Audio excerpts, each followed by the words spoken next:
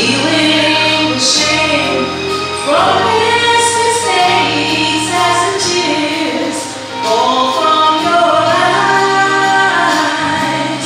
Don't be discouraged, my friend, take courage. Your answer is Jesus Christ. He is the hope for the hopeless, the water, the giver of life. He is strength for the way, love with all tests aside. He gives rest to the restless, freedom from fear. When things seem impossible, know that He's near. For all the problems of life, the answer is Christ. He gives rest to the restless, freedom from fear. When things seem impossible, know that He's near. For all the problems of life, all of the problems inside, for all of the problems of life, the answer is Christ.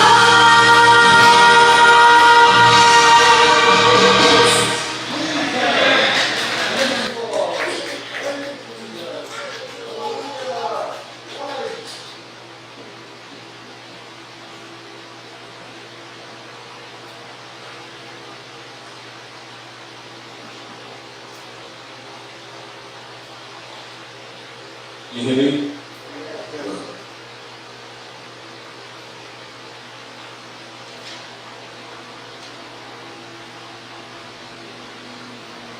Tonight we're going to cover a long prophecy in the Bible. But before we do, we should pray. Loving Father, as we study the Word, we thank you for it. And we ask that your Spirit will be one to impress our hearts and minds with that which we personally need. Thank you for hearing us in Jesus' name. Amen. We began the first night with Revelation chapter 1. Share with you that Jesus is the center of the entire Bible. Remember, we covered the Alpha, the Omega, the beginning and the end. And so, we did not cover chapter 2 and 3. But chapter 2 and 3 are revelations concerning what happened to the Christian faith from the time of Christ all the way up to the end of the world. But it deals with the internal factors that would affect the believers. There are always two factors that affect people. That which is internal and that which is external. Is that true? Yes. There are things, for example, that you may have, weaknesses that you may have, or what they call strength in your life.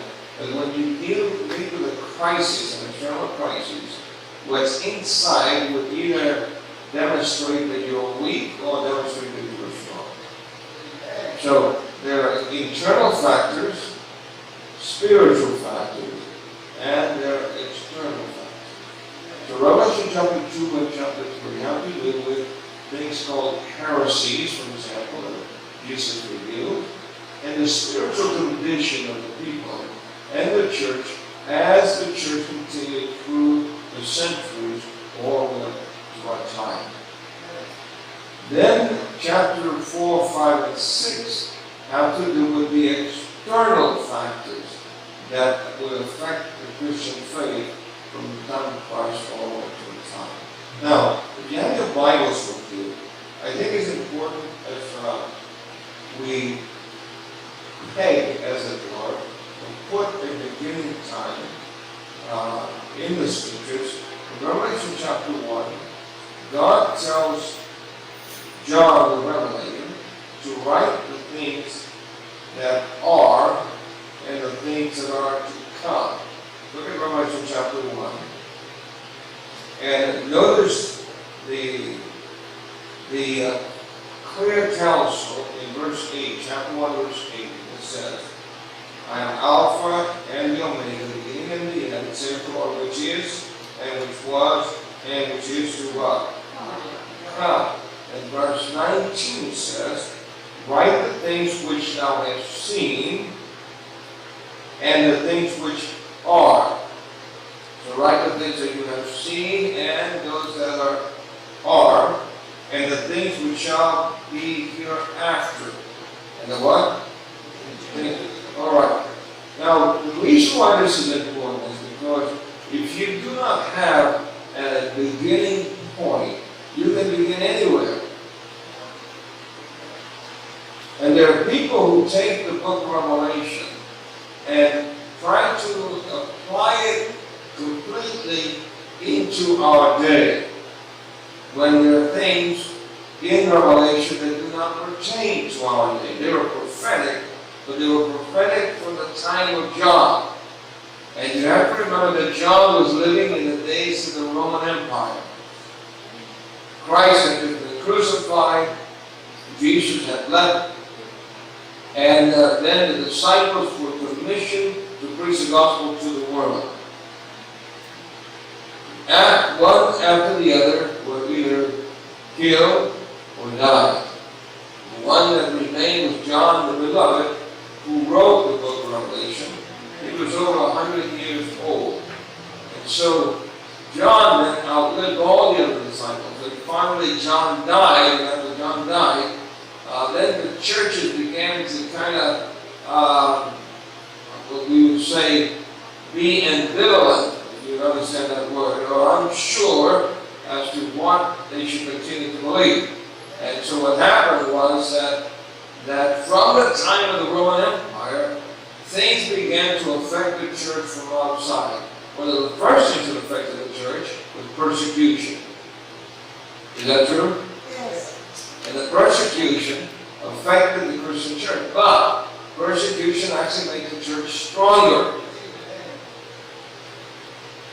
And so John then is given a revelation as to what would happen after he would die. What would happen to the church. You have to remember then that John's heart was knit together with the church of God. In fact, we're told that John was very close to the Master. The Bible says he who Jesus loved. And so, because his heart was knit to the Savior and to his church, he was worried and concerned. And God then gave him revelation as to what would happen in the future. The external factors and the internal factors. Later on we'll deal with the internal factors, but tonight I want to deal with the specific external factors. So, we look at Revelation, and we must remember that prophecy is given to us so that when it comes to pass, you might what? Believe. That's what it says, Revelation, John chapter 14, verse 29. So the purpose of prophecy is to help you to believe. So, we begin then with the seventh seal. There are 7 seals. How many? And the 7th seal actually says, when the 7th seal was opened, there was what? Silence where? In heaven. Now that's a strange thing. And there would be silence in heaven. Why did God reveal that to John, and what was his meaning? But in order to understand it, we have to begin in chapter 4. In Revelation chapter 4, we are first introduced into the throne room of God. And then chapter 4, notice that it begins with, after this I beheld, that is after the 7 churches that have been revealed in chapter 2 and chapter 3, it says, after this I looked and behold, a door was opened where? In heaven, and the first voice which I heard was it was of a trumpet talking with me, which said, come up hither, and I will show thee things which must be what? Yeah, okay. So if they're going to be hereafter, where's the starting point? Right from John. I know John is going to if I tell you, here's what's going to happen tomorrow, where do we start? We start today. Okay? So God said, I'm telling you what's going to happen hereafter. So where do we start? Right from the time of John. Okay? And at the time of John, the Roman Empire was in control of the then known world. The Bible then reveals that as you look into the throne room, like John says, I was in the Spirit, and behold, a throne was set up in heaven, one sat on the throne. Neither sat was to look upon like a jasper and a sardine stone. And there was a rainbow round about the throne, and the sight went unto an emerald. I should tell you this. Emerald is what color? It is green. Why would God reveal a throne with a rainbow the color of emerald? Because in the Bible, green is a color representing hope. What does it represent? Hope. Yellow or gold represents love. Blue, represents obedience. Purple represents loyalty or loyalty. The mixture of blue and red, obedience and sacrifice, makes you loyal. So it's loyalty. The mixture of red and blue make the color purple, which is the color of royalty. So green, John sees a throne, and there was a green or emerald rainbow or both, telling you that at the throne of God there is hope. What? Hope. So we go through there, and then John sees 24 elders. And the question then is raised, where did this come from? And then the 24 elders are worshiping the Creator here. And the Bible says that there, in chapter 5, there is a scroll in the hand of the one that's sitting on the throne. There's a what? Scroll. So, it reveals then that there are 24 elders sitting on thrones. And then it reveals that in the midst of the throne, there is one sitting who obviously is God the Father. What does he have in his hand? A scroll. All right? So, the question is then, who is able to open the scroll? And the answer is, Thou art worthy, O Lord, to receive glory and honor and power, for Thou hast created all men to Thy pleasure, and they are created. All right? In other words, for Thy pleasure were they created. All right. Now, we continue on, and in chapter 5, then, one of the elders said unto me, Weep not. Behold, the Lion of the tribe of Judah, the root of David, hath prevailed to open the book. In other words, when the scroll was seen, somebody asked the question, who can open the scroll? And they looked everywhere, and they couldn't find, even the elders themselves could open the scroll. The angels couldn't open the scroll. So John sensed that this scroll had something very, very essential for the people of God. And so he wept, because nobody could open the scroll to see what was in there. And finally, the voice said, John, it's okay. We have found someone who can open the scroll. And the scripture says that the one who could open it was the one who was the Lion of the tribe of Judah. So he said, Lion. And what kind of animal is a lion? Weak or strong? Strong. And so, it was symbolic of the strength of the one who could open the scroll. But John didn't know who it was. And finally, as he looked, the scripture says that when he turned around to see the lion, who did he see? He didn't see a lion, he saw a lamb. And this lamb, as though it had been slain. Who was the one that was slain? So, when God turns around to see the lion, there's no lion. Now, I should tell you this, that Jesus has been given over 40 different titles. How many? 40. In the Bible times, names were given that indicated the characteristic of a person. For example, Jacob, when he was born, was named Jacob, because Jacob means supplanter. What does it mean? Supplanter. That is somebody who tries to take over somebody else's place. And the reason why he was called supplanter was because his brother was coming out first, and then Jacob's hand grabbed his brother. And so they named Jacob off. He's trying to take the place of the older boy, because the one who came out first should have been the one to rule. But Jacob's hand went out and grabbed the brother, and so he was called a supplanter. Because in those days, the firstborn always had the right to be the heir of everything that the parents had. The supplanter. And it's interesting that when Jacob had a conversion experience, his name would change from Jacob to Israel. To what? When you think of that name, is real. So when before he was fake, now he is real. Do you understand? So Jacob has a name, but Jesus has how many? 40 different names, because one name is not sufficient for him. So Jacob then, the supplanter, becomes Israel.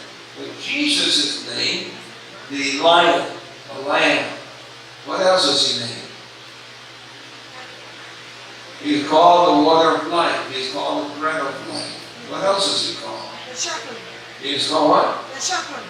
Yes, he's also called Michael the Archangel. He's called Redeemer, Savior, the Christ, Messiah. So there are many, many titles of Christ. Why? Because one is not sufficient to describe how wonderful he really is. What he said. So when John turns around, what does he see? He doesn't see a lion, he sees a lamb. And then he realizes that Jesus is able to open the scroll because of his great sacrifice that he made for mankind. He is the only one who was able to make that sacrifice for you and for me. So, then we go over to see Jesus as the lamb and the lion. He is both powerful and gentle. It's nice to have somebody who's powerful and gentle, what he said. All right. So, then, and he came and did what?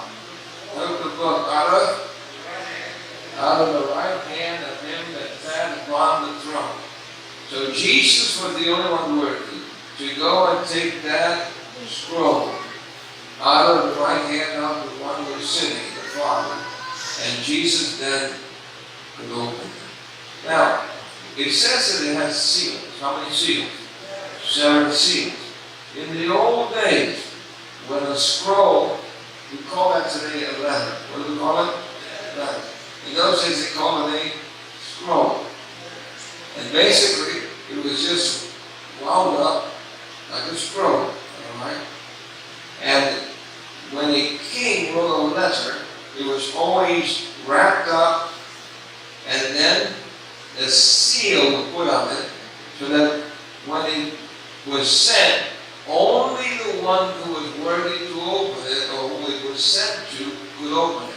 So that seal was opened, and then if somebody else did something they should not have done. Now, there are 7 seals. How many? 7 seals. So we begin then, going through the scriptures, going over those seals. First of all, we turn down to Revelation chapter 6. In Revelation chapter 6, we cover then the opening of the seals. And we're covering the seals from the time of Christ, that is the Christian church, all the way up to the end of the world, and how the external factors will affect God's people. And here's the way it goes. Are you ready? All right. First of all, if you notice, sees how many horses? 4 horses. Look at chapter 6 then, and let's look at these horses. Alright? Number 1, the 4 horses are there revealed. And I'm going to skip some of this because I've already covered it. Alright? See if I can get it moving. Okay. So we go to Revelation chapter 6, verse 1 and 2. And it says, "And I saw when the Lamb opened one of the seals, and I heard as it were the noise of what? Thunder. One of the 4 beasts saying, Come and see. And I saw and beheld a what? What kind of horse? A white horse. And he that sat upon him had a bow, and a crown was given unto him, and he went forth conquering and to conquer." The Christian church of Christ set up to the Jewish people it looked like a weak group of people who were scattered. Their leader was a criminal, etc. But the reality was that Jesus was not a criminal. He was indeed the Son of God. And he commissioned the believers, few in number, to go and to share with others the reality that Jesus was indeed the Savior of the world. As we go then, the first encounter that they had was in Acts chapter 2. And you remember that they were praying together, and then the Spirit of God came upon them, and they were able to preach the gospel with power. With what? Power. And what happened? 3,000 Jews, leaders of the Jewish church, were converted. And when those 3,000 were converted, and they returned back to their homes, they began to share the message of salvation. And the apostles continued to share the gospel. So then Paul became converted. And Paul began to preach the gospel to all the land. And Paul said that before he died, he said that even in Herod's palace and in Caesar's palace, they were believers. So the gospel actually penetrated way up into the royalty of Rome and affected the royalty, the Caesar's palace, with the gospel. Well, the church then had power. Had what? Power. And as that church with power went out to preach, people were converted. First it was 3,000, then it was 5,000, and then it just continues to mount. So by the time you come to the 3rd century, most of the known world was already familiar with Christianity. Now that's amazing, especially since in those days they did not have television, satellite, and radio, and all of these things that we use today to try to share the gospel with the world. So without any of that, the gospel yet went out with power. So that's why it says that the white horse went what? Conquering, and it had a crown, which means that the church became to be recognized as a royal religion. So much so that the emperor himself became converted to Christianity, and that was Constantine. So the church is going, conquering, and to conquer. The white horse.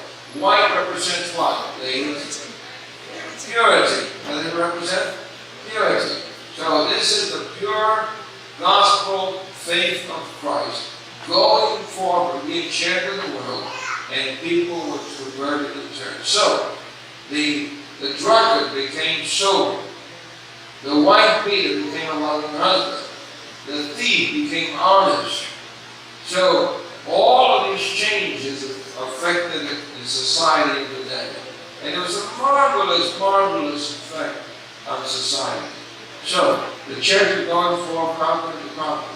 And then it continues and said, I saw a white horse, and him that sat upon him had a bow and a crown was given unto him, and went forth to conquer to conquer. Then the white horse represents a pure faith. But as the church continued through the centuries, as the disciples died off, then different forms of teaching began to creep into the church.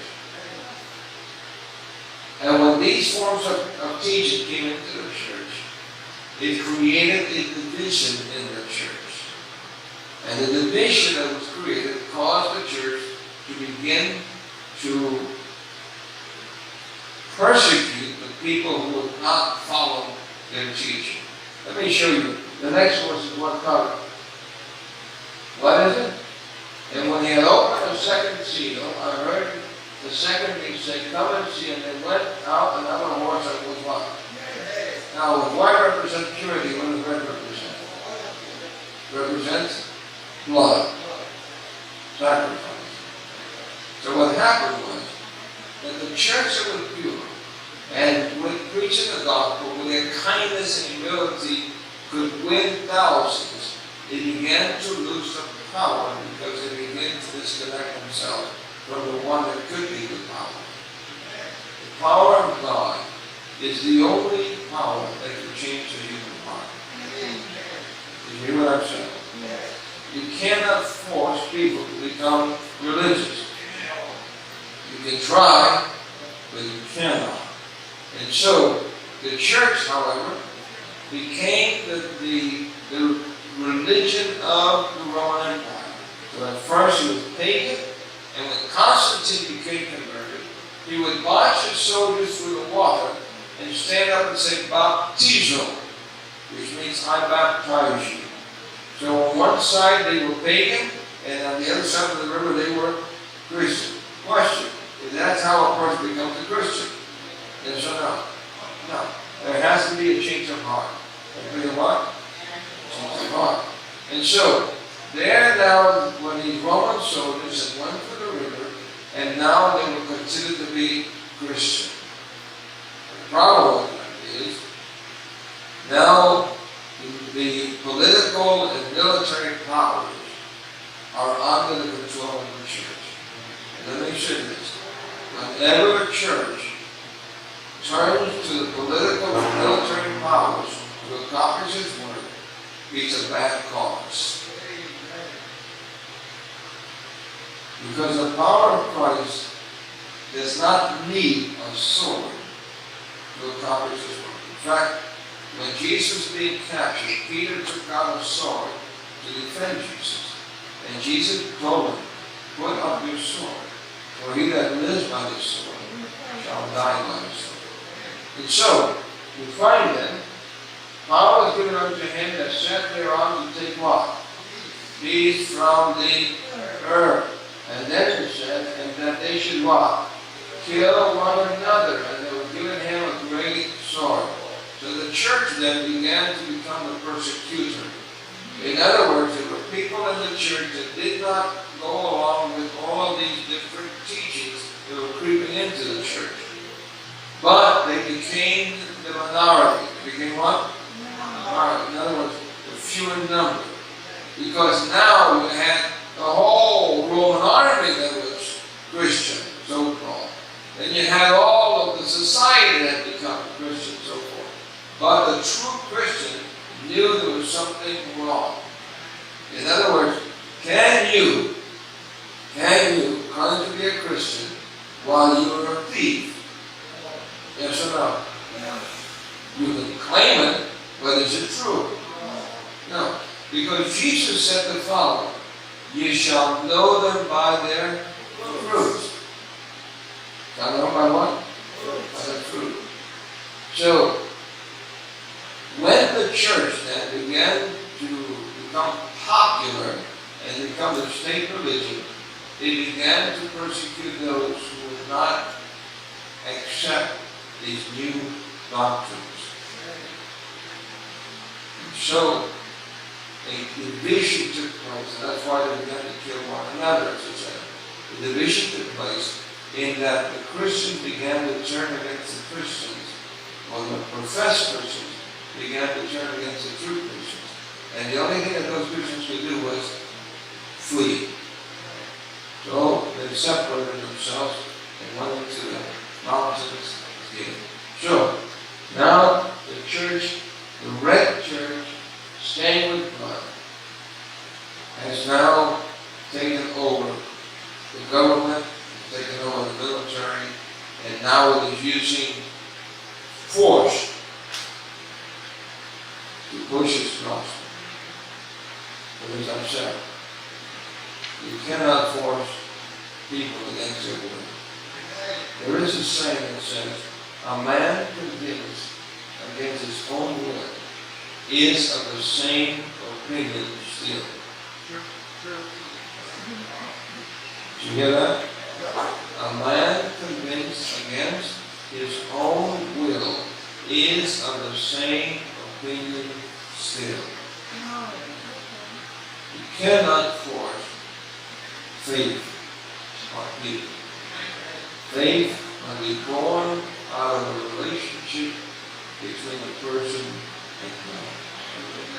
Now, as we continue then, the next seal is open, and the Bible says the third beast said, come and see. And what color was the horse now?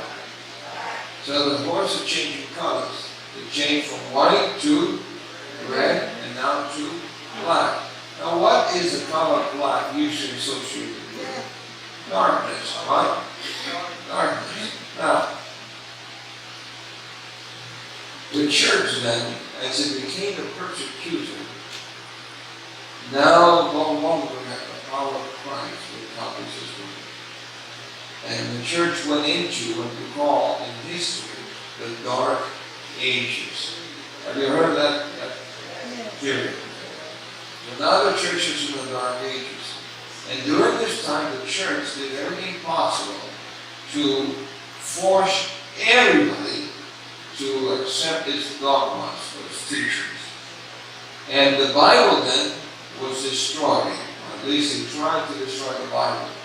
Because the Bible makes it plain that there are certain things that the believers should not do. For example, the pagans brought in statues into the faith. Peter, for example, was one of the apostles. So the pagans had one that they worshipped. His name was Jupiter. What was his name? Jupiter. And Jupiter was supposed to be the god of the sea. And so because Peter was a fisherman, then they took the statue of Jupiter and changed the name of Jupiter to Peter. You see that? So Jupiter. Alright? So they changed the name to Peter. And today you can go to Rome and you'll see that statue, and that statue is named Peter today. You've been there. It's okay. So there are other things that came into the faith that were not original. And we know then that the Bible tells us in the second commandment. How many of you are acquainted with the Ten Commandments? I see your hand. You know where they are? They're in Exodus chapter 20. Okay? And the second commandment said, thou shalt not make unto thee any graven image of any likeness in heaven above, nor in the earth beneath, nor the waters under the earth. Thou shalt not bow down thyself to them, nor serve them. So if you are a believer, and you know what God has commanded, and all of a sudden they bring a statue up in front and ask you to bow before it, what would you do? You would feel, how can I do that? Because God said, don't do it. So what happened was that the people whose conscience troubled them were considered to be outcasts. And these different things began to come into the faith. And what happened was that before, the church did not have statues and images, etc. Now the church is full of statues and images. The only difference is that we changed the name from pagan gods to Christian names. So you would have names of John, so they call it St. John, the statue of St. John. Or Mary, they call it Blessed Mary. Or Peter, St. Peter. Or Matthew, St. Matthew. But now there are all sorts of saints, no longer the names of those original saints. And it's interesting that the church in those days did not pick any names from the Old Testament. They just used names from the New Testament. For example, how many of you have heard of St. Moses? No. There is no St. Moses. How many of you have heard of St. Abraham? No. There is no St. Abraham. St. Jacob, there is no St. Jacob. St. Elizabeth, there is no St. Elizabeth. In other words, St. Rachel. Okay, so there are a lot of saints, a lot of people in the Old Testament who considered to be great godly people whose names were not chosen. So what happened was that during that time, they only selected the names that people were more acquainted with, John, Peter, James, etc., and they made statues of them. And then when they were encouraged then to bow before these statues, under the argument that they really were not worshiping the statues, they were just praying to the person of the statue represented. So that really created a real tension between people who knew the Ten Commandments and people who did not know the Ten Commandments. So the Bible then was gotten rid of because the Bible created division. But does the Bible create division? No. In truth, the Bible actually creates unity. Creates what? Unity.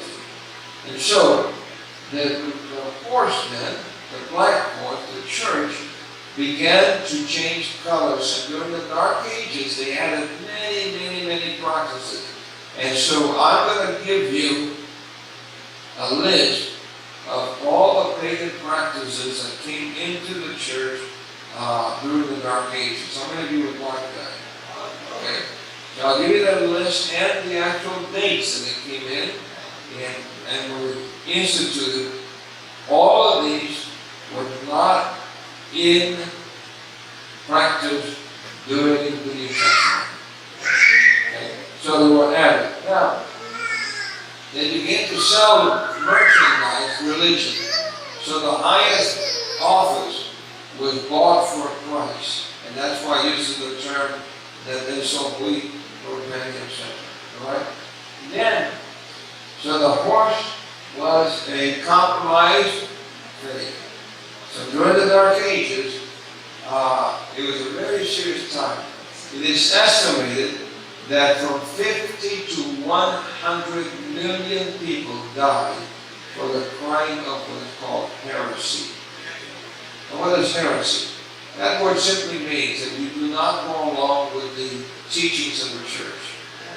So there were how many? 50 to 100 million people who were killed because they would not submit to the dogmas of the church.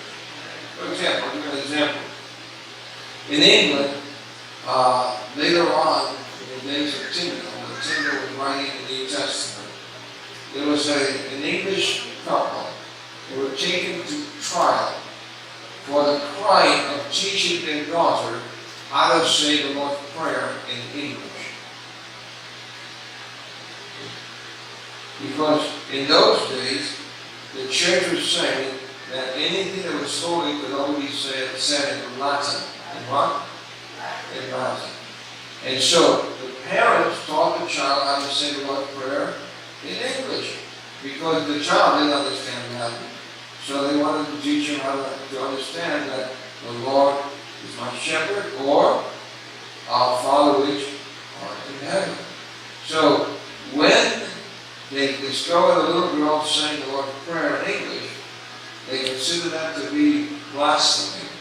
And they took the parents and brought them up to state for the crime of teaching their child how to say the Lord's Prayer in English. We can understand the difficulty in those days. Today, you and I don't understand those issues because we now have what is called religious freedom. Is that true? You can worship any way you want to. You can believe any way you want to. Nobody, the police right now can't come in here and tell me to stop preaching because it's not in harmony with the Constitution to do so. Everyone is able to worship according to the dictates of their own conscience. Whether I agree with it or not, it's not the issue. The issue is liberty. What is it? Liberty.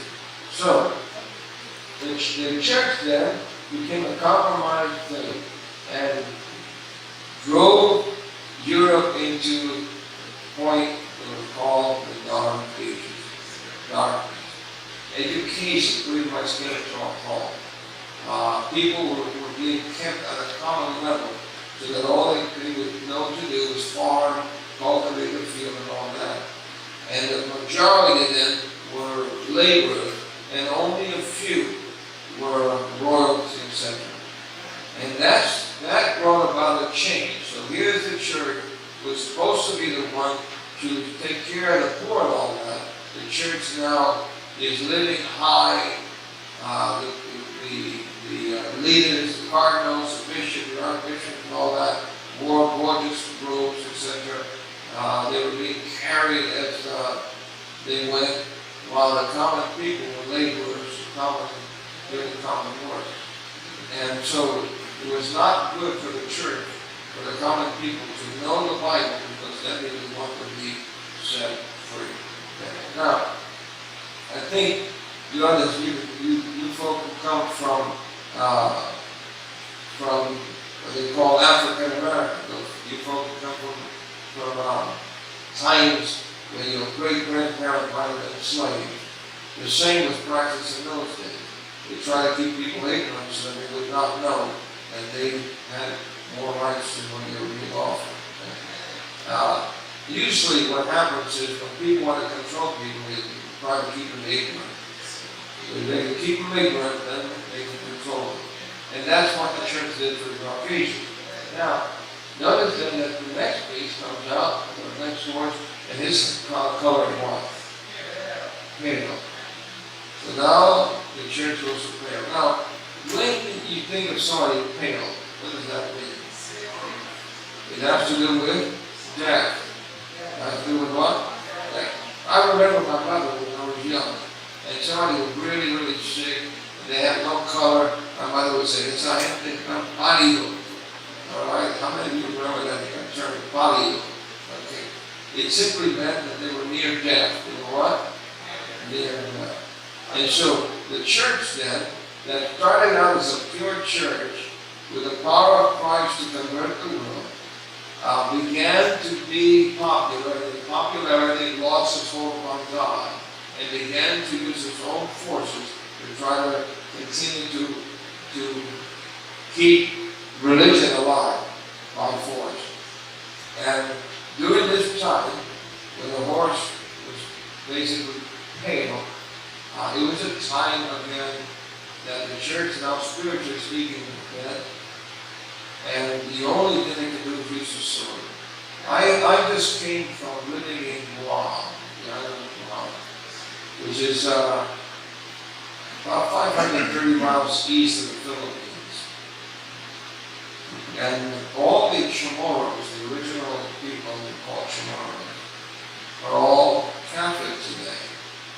The reason for that is that when the Spaniards were conquering the world, they went to the Philippines, and everybody had to speak what language? Spanish.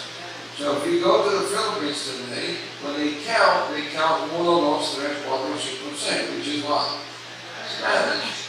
And then, so they'll say, let us sing Himno número 45. So they'll tell you in English, let us sing, and then they say the number in what? In Spanish. So when you go to Cebu and all those places, people are still using Spanish as the numbering way. The reason for that is that the Spaniards conquered the Philippines and controlled it for over 200 years. Now, they did the same thing in Guam. They did the same thing in Puerto Rico. They did the same thing in other places. So what happened was that the Chamorros would not submit to the new religion. They would not submit to it. So what happened was, originally about 50,000. How many? 50,000 in that small island. And the Spanish decided they were going to force them to be Catholic or else. So they killed off all but 1,000 men. And then what they did was the women, they married. And today, if you go to Guam, most of the Chamorros have Spanish house names. So if you go there, they go Rodriguez and Torres. So when I went there, they asked me if I was related to Judge Torres, because my last name was Torres. When I go to the Philippines, and they don't know who they think I'm a Filipino coming to the Philippines. And when I get there, they say, oh, we thought you were Filipino. Well, why is that? Because your name is Torres. We have many Torreses in the Philippines. Okay? So, the truth of the matter is that all of that effort to convert the world into what? What they call Christianity, which is actually Catholicism. So, in Guam, then, the majority of the people are Catholic. In the Philippines, the majority of the people are Catholic. In Puerto Rico, the majority of the people are Catholic. So the indigenous people have different faiths. And they either absorb them or make them change into the soul. So, all of this took place. And the church now, the Christian faith that started as a pure and holy faith, now is stained with blood, enforcing, using the sword to force people into compromising their conscience to accept this new faith. So, you can see the external factors that affect the church. The political and military influence began to change the church, the faith, and it made it so that it used the sword to persuade people to become religious. All right, now, we've only covered how many seals? Covered 4. We have how many? 7. So, if I would give unto them over the 4th part of the earth to what? To kill with the sword and with hunger and with death and with the roots of the earth. So what happened was that the church began to perfect torture. You've heard what? Torture. And so there's a text in this that people misunderstand, but let me just clearly say that this is a dead faith. What? A dead faith. And so, when he had opened the 5th seal, I saw under the altar what? Souls of them which had been what? They had been slain for the word of God and for the testimony they held. You know, this Bible, what we call the King James Version, it was a man who became, as he read it, he became converted to the faith that is in the Bible. And he could speak 8 languages fluently, so much so that nobody could tell what was his mother tongue. But he was actually English. And so, he then, because the Bible had such an impact on his life, he felt that everybody in England should have it in English, so they could be benefited as he would benefit. He could read it in the original language, he could read it in Greek or Hebrew, but everybody else couldn't. So he undertook the chore of translating the Bible from Greek into English. Well, he went to the Archbishop to get permission, and the Archbishop threatened him, said no. It was a bishop, consul. So, he continued to translate it, and then his life was threatened. So what he did was he fled from England, went to Germany, and there he met a man named Martin Luther.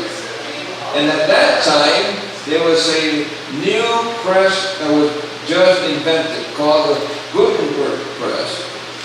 And so now they could actually print, where before they had to handwrite everything. So Tyndale then translated the entire Bible into English and then had it printed there in Germany. But now he had a problem to get it to England. So that he said that by the time he was finished, the plowboy would know more about the Bible than the Pope himself. Oh, that was quite a statement to make. And so, what happened was, how do I get this? So, he had a friend who was a merchant, and the merchant sold flour.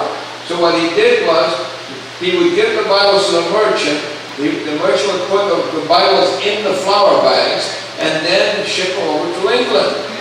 Now, Tunstall, the bishop, became the archbishop, and he hated these Bibles coming into England. So he was trying to get their hands and burn them. So finally what he did was, he discovered they were coming from Germany, and he hired a merchant to go to Germany and buy them before they got to England, so he could bring them over and so could burn them. The only thing was this, that he did not know that the merchant he hired to to get the Bible from Germany was Tyndale Friend. So Tyndale Friend then was charging double the price for the Bible. So for every Bible that was burned, 2 Bibles were being printed. So the Archbishop did not realize that he was funding the printing of the Bible.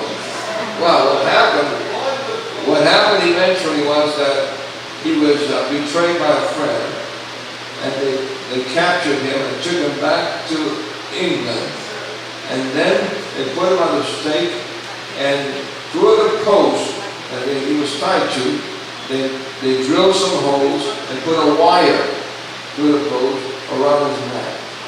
So what they wanted to do was they would set him on fire and strangle him at the same time. Wow. That was the punishment for translating the Bible into English. Do you understand? So there was so when it says that there were those under the altar, where normally do you find an altar? In a church. And what it's simply saying is that those who died, those who what? Died for the Word of God, as they were being tortured, they would cry out and say, "How long, oh God?"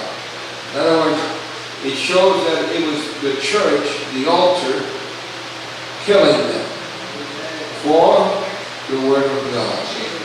You see, friends, you do not know what treasure you hold in your hands. Yes. All right. So let's continue.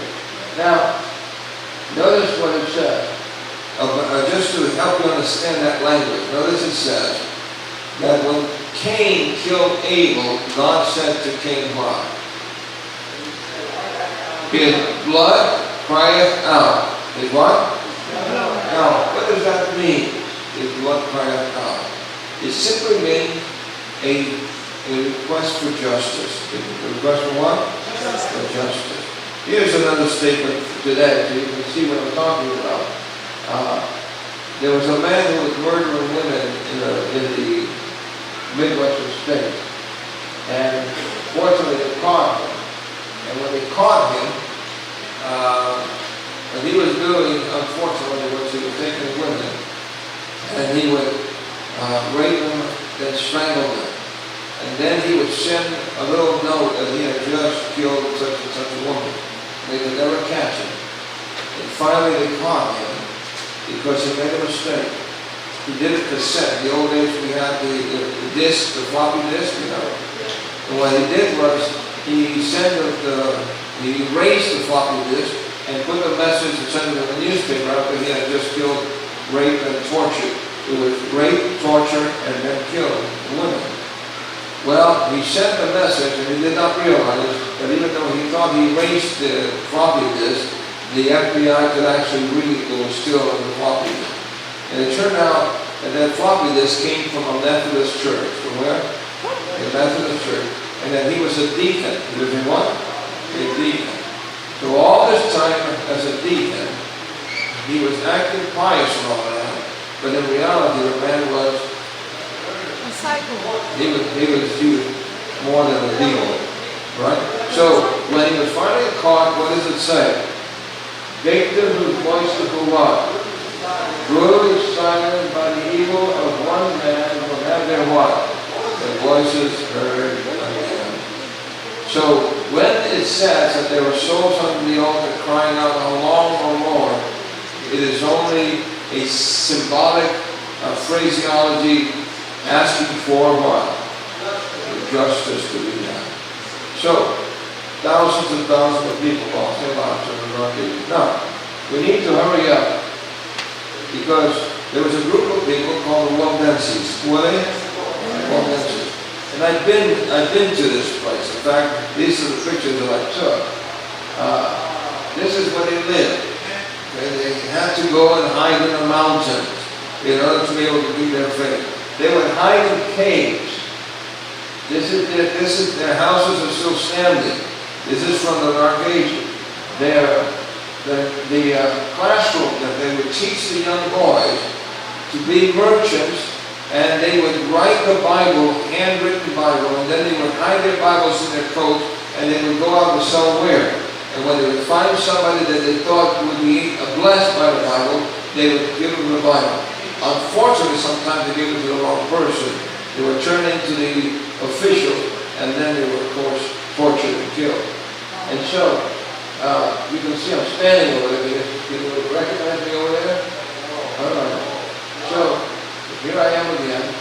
And that's the table where they would actually write the Bible by hand.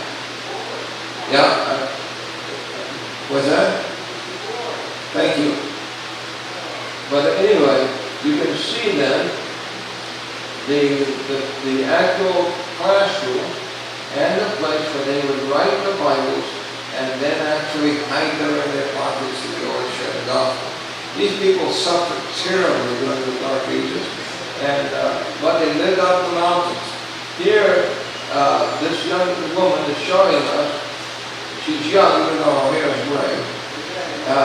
She is showing us the place where there's a cave in there where they would go and hide. Here it is, I'm inside the cave right now.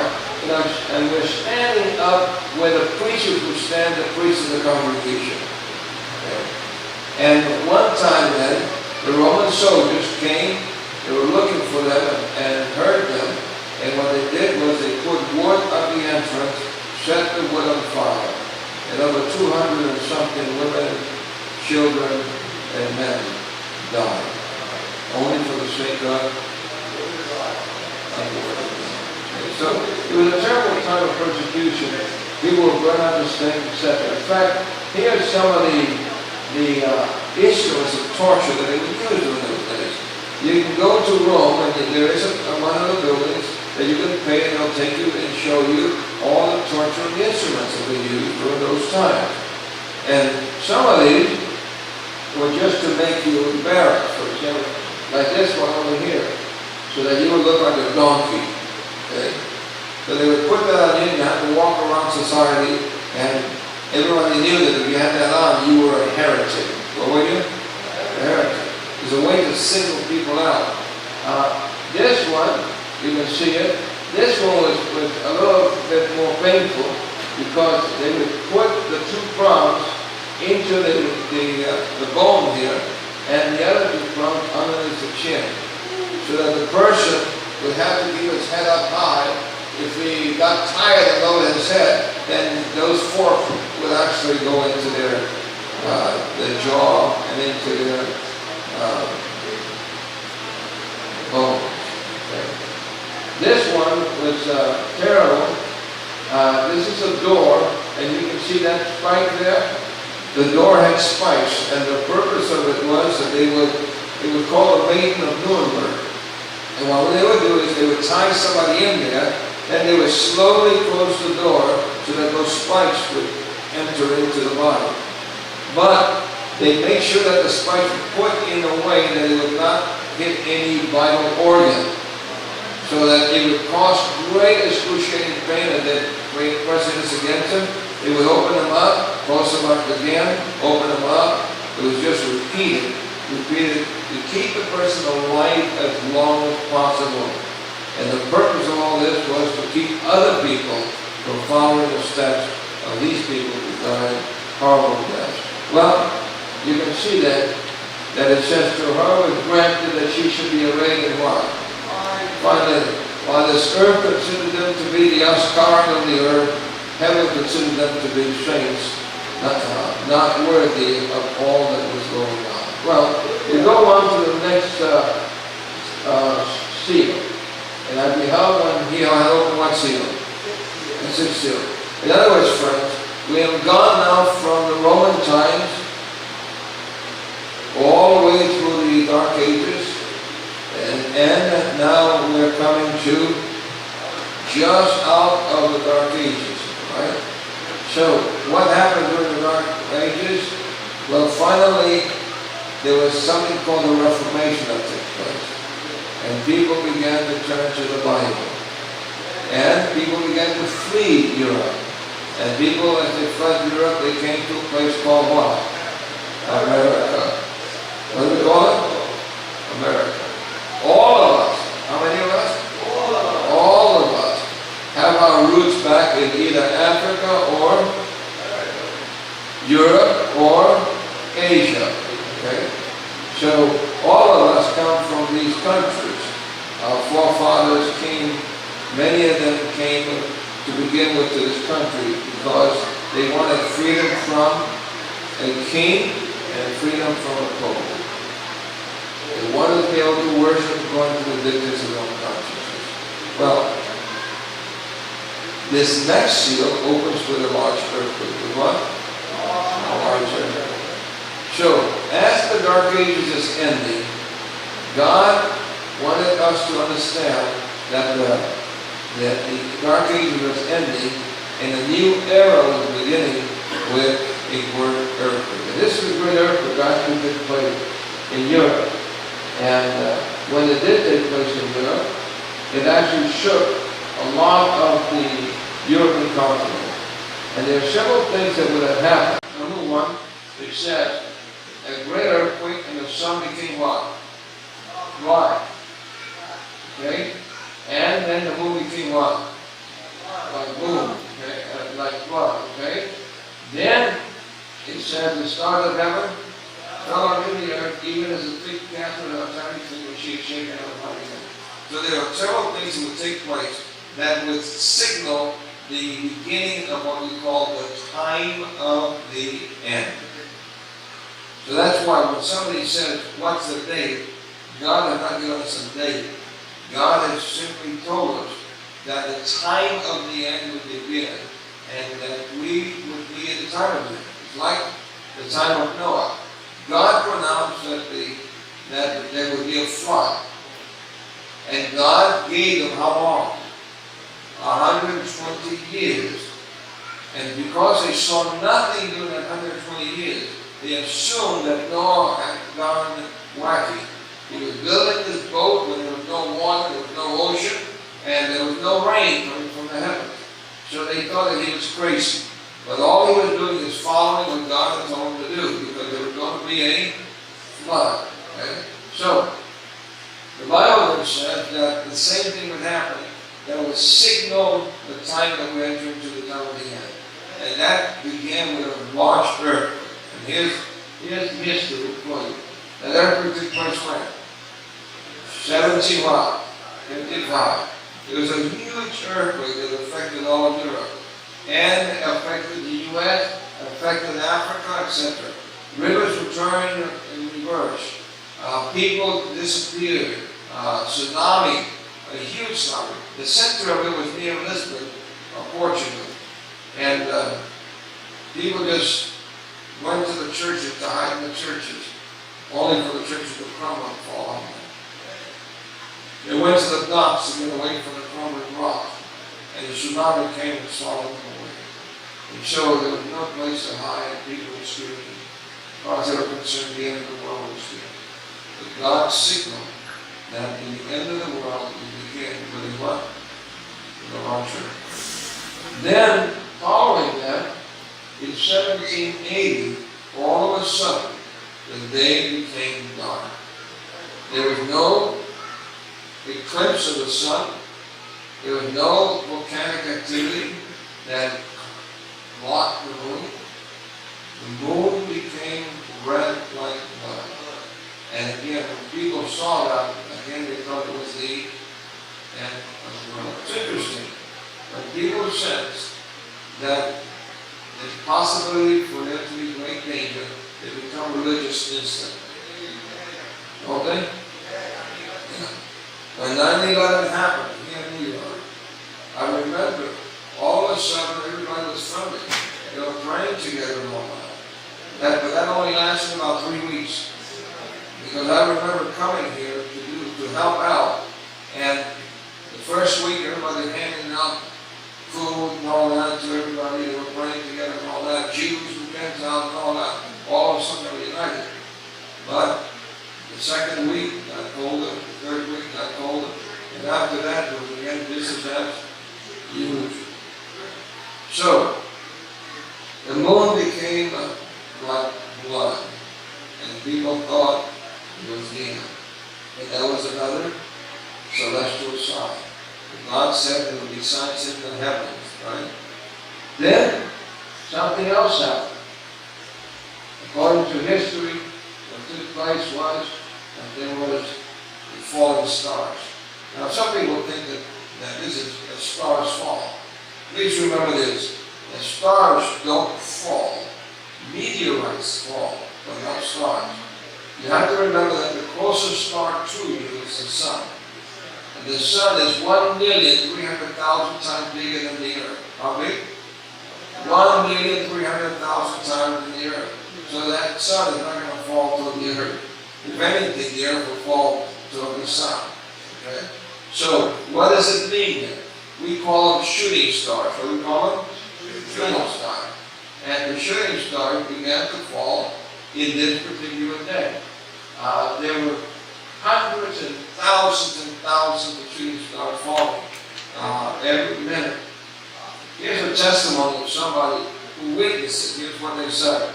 This was an eyewitness account given by Joseph Harvey Wagner 54 years later. Okay, here's what he said. It was the privilege of the right of these neighbors to behold this scene, and it was one never to be forgotten. It began to fall about an hour before what? Midnight, increasing in frequency until in a few hours it became a perfect shower. They could no more be counted than one could count the fast falling flakes of snow in a harsh storm. They continued to fall without any diminution of numbers until the dawn of day obscured them. And when the approaching light of the sun failed them in the east, they still colored the western sky. And when the spreading light obscured them in every direction, occasionally one great brilliancy would leave its trace in the west, showing that they were still falling. Again, people thought it was the end of the world. But it was not the end of the world. Because these were only signs. Well, let's finish that. We are living then, going to about between verse 13 and what?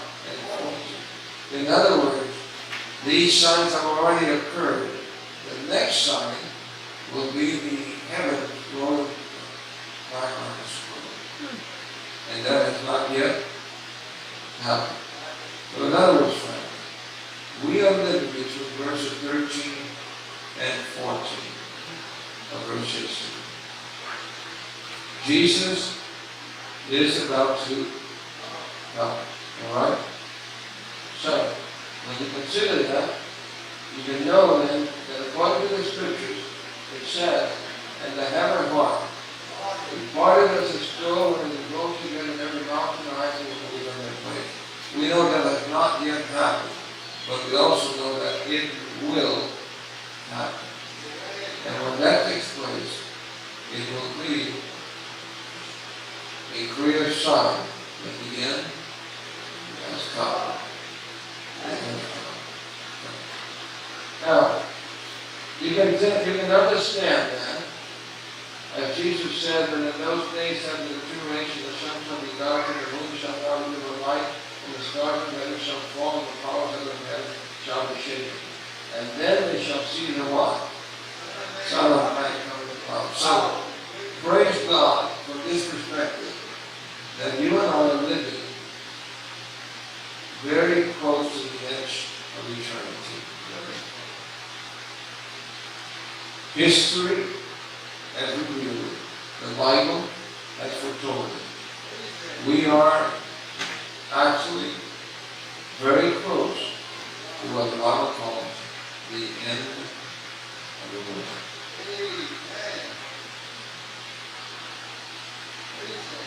And that's why, when they see Jesus coming, this is in a sixth seal.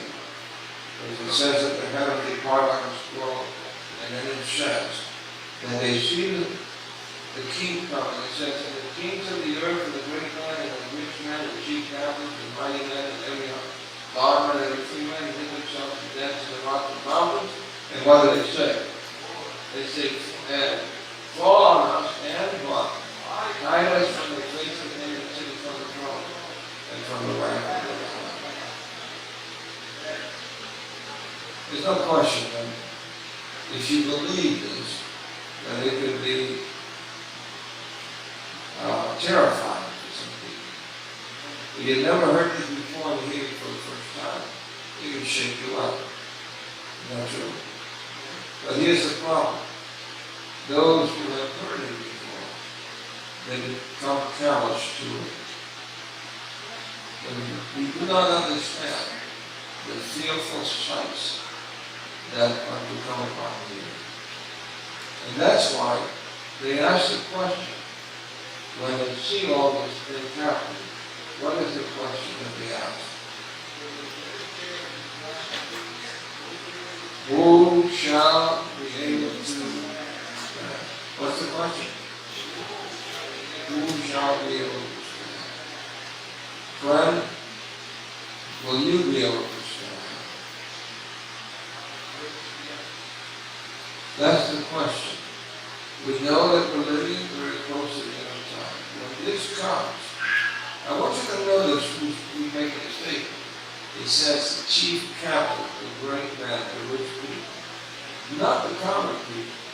Now, what I'm saying by this is that the Bible is revealing to us that this is something that is so huge that even people who may not be afraid of anything are terrified by it. So while we're saying, even so, come Lord Jesus, please remember that before Jesus comes, there's going to be some very terrible things happening on this earth. And they're already happening.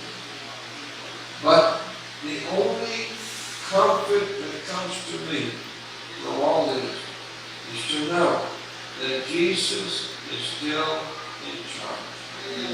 If Jesus had declared that these things will happen, it means that he's still in control.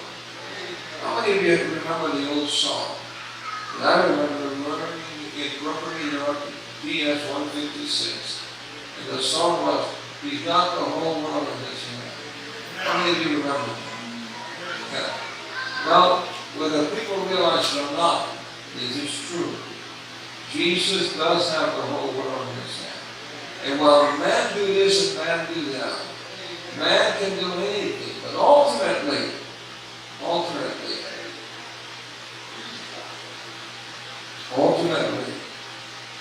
you and I must put our lives in the hands of God, so that when these things happen, we will be able to stand. How many of you here tonight would like to lift up your hand to the Master and say, Lord, I'm putting my life in your hands right now.